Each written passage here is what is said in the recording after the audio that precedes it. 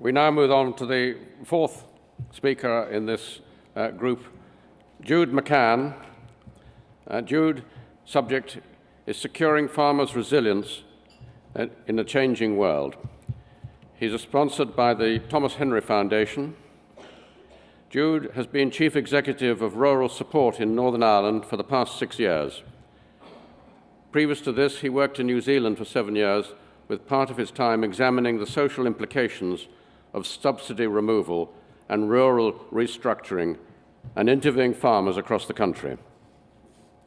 In his spare time, he helps on the family farm in Mid-Ulster, and in 2012, Jude and his wife raised funds and established a school in Cambodia, which now has 150 students.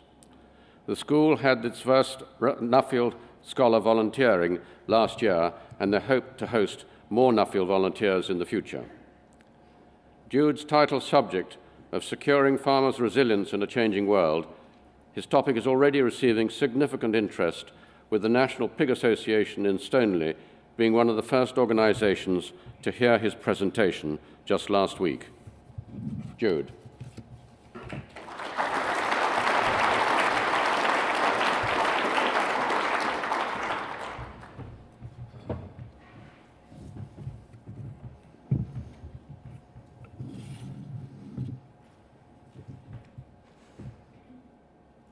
Almost one farmer a week in the UK dies by suicide.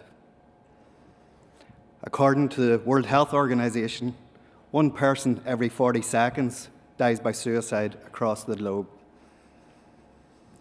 However, there are many challenges when it comes to these statistics, including underreporting, reliability, and validity. As Disraeli said, lies, damn lies, and statistics.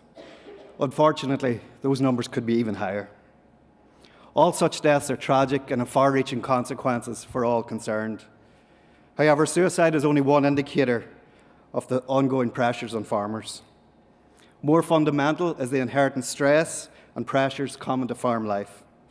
These pressures need to be examined and addressed if we are to improve the overall well-being of farmers, their families, and indeed rural communities. Rather than focusing on the complex issue of farmer suicide, my Nuffield study concentrates on how we can secure farmers' resilience in a changing world. You might say that it's a cliche to say we're living in a changing world. Of course we are, we always have been. But it is the pace of change that we're currently experiencing and will continue to experience that is important to understand. For me, resilience is simply the ability to cope with what life throws at us, and the ability to bounce forward from these. This photo here on the screen, here we are on this screen. The photograph is of my father and my daughter, taken about 2 years ago on the family farm. What can we learn from our parents and our grandparents' generations in terms of resilience? And what can we do to ensure farmers' resilience for future generations?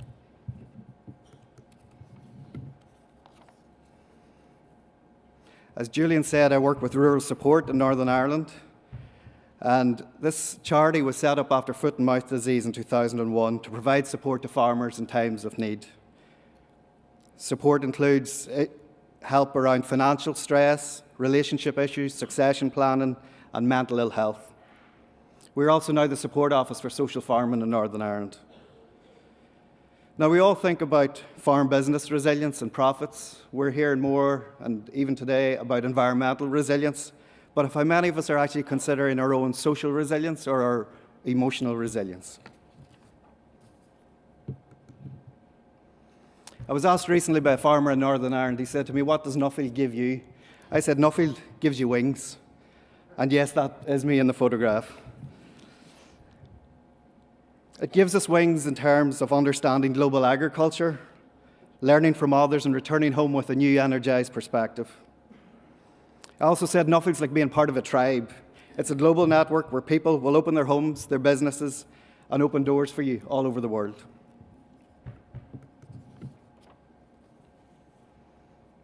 I was speaking to a sheep and beef farmer last night here at the conference, and he said to me, "Farming sometimes feels like being in a pressure cooker."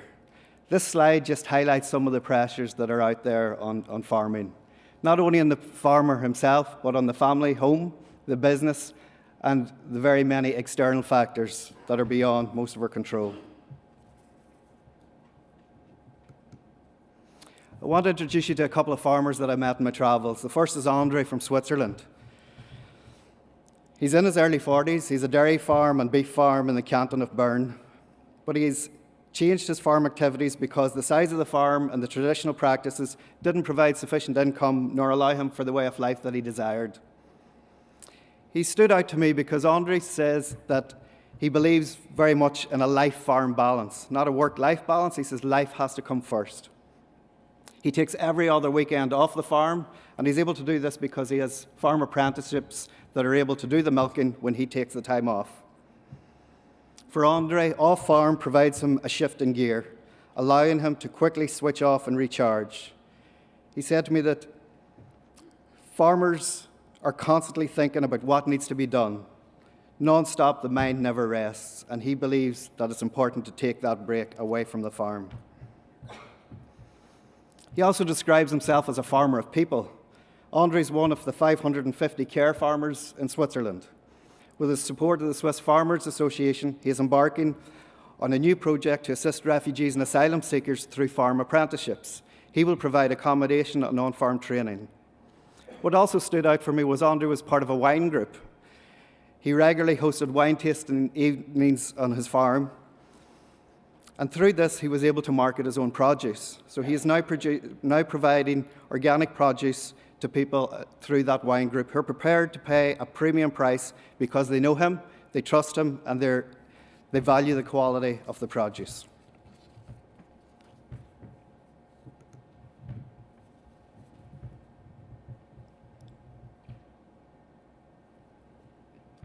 The next farmer is Lang in Cambodia and his wife Ratna.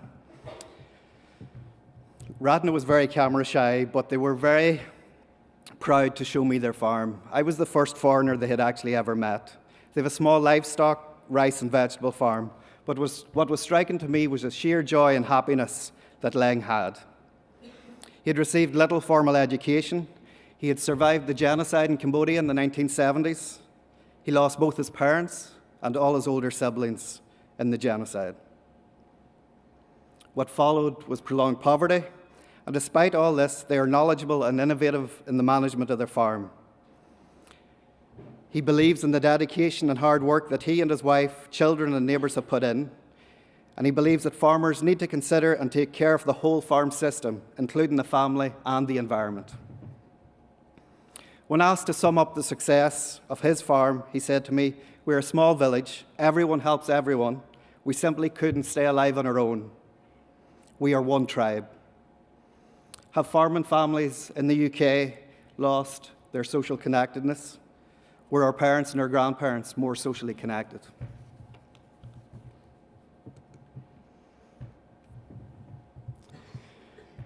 Some of you will probably have heard Doug Avery talk. He's recently completed a series of talks across Scotland. He's a New Zealand farmer, and he and his wife Wendy farm 2,500 hectares in the north of the South Island. I visited Doug and Wendy on their farm, and as Doug drove me around the farm, he had many stories to tell. There was a lot of laughs, and there were also a lot of tears. Aged 11, Doug lost his elder brother in a hunting accident or possible suicide. His dad fell into deep depression, and Doug explains that for 4 years, my father spent time in hell with 2 suicide attempts. Mum became the rock that held our family together. He had to drop out of school, and later tragedy struck again when Doug witnessed one of the farm labourers being killed in a tractor accident. Then in the 1980s, the farm was devastated by a drought, which lasted 8 years. As the land dried up, income shrunk, and Doug's ability to function seriously decreased. Doug explained to me that a broken mind can't diagnose a broken mind. His depression continued for many years, but he didn't recognize it.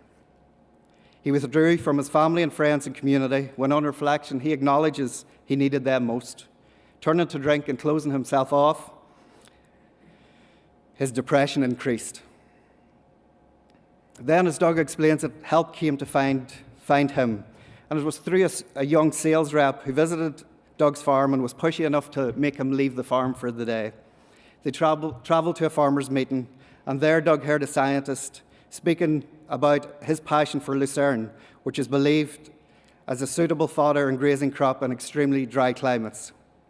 As Doug describes, it set me off on a discovery process of change. Doug began to turn his farm business around. He was able to seek help for his mental health issues. And as Doug explains, not just about increasing productivity, but he had to change the way we integrate into the world. He went from struggling with zero income in 1998 to winning the title of South Island Farmer of the Year in 2010. He was able to expand his farm, profitability increased, and he became more environmentally resilient. But most importantly, Doug's mental health, or his tap paddock as he calls it, was transformed. He began to share his experiences with other farmers and communities around New Zealand and now internationally. Doug has written a book called The Resilient Farmer, folks, and I'm not on commission, but I would recommend everyone in the audience to have a read. It's an excellent read, and I assure you will all enjoy it.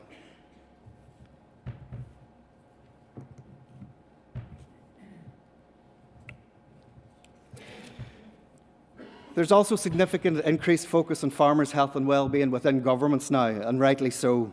The Farm Centre in Wisconsin, within the State Department of Agriculture, is an interesting example, and it's considered to be the most developed and robust support service for farmers in the US. Services include a helpline phone number and help support, financial consultation, succession facilitation, as well as vouchers for counselling. All staff are certified first aid mental health responders. The Farm Centre is a unique model integrating social, psychological help with business advice and support. Are there learnings for DAFRA and DERA from what the Farm Centre is doing? I believe so. The private sector is also now more engaged with the well-being of farmers, and rightly so. Farm Strong is an initiative in New Zealand that was initiated and funded by a leading insurance company. It provides an online platform where farmers tell their stories. They talk about sleeping well, healthy thinking, fitness, taking time out, staying in touch, and lightening the load. They are very careful in the choice of language that they use so that they are able to engage farmers, and it has been very effective. The private sector funded initiative can be replicated in the UK and indeed elsewhere. Who in the private sector in the UK will take on this challenge?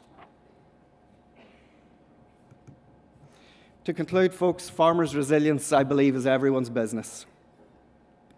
It's farmers themselves, farm support organisations, governments, and indeed the private sector. It's not just about personal resilience, but it's actually about the farm household and the community.